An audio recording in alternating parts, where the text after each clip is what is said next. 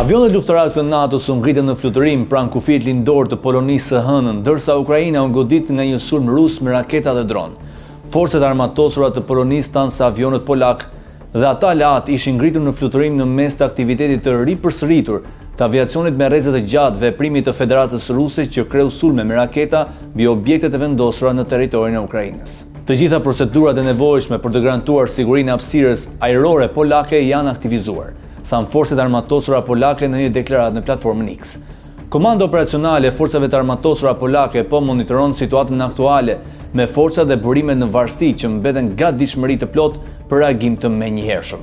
Në orët e para të së hënës, zyrtarët e Ukrainës thanë se Rusia kishte nisur një valë të re sulmesh në të gjithë vendin, ndërkohë që raketat dhe dronët rus goditën qytete ukrainase me zjarr vdekje prurës përgjatë fundjavës.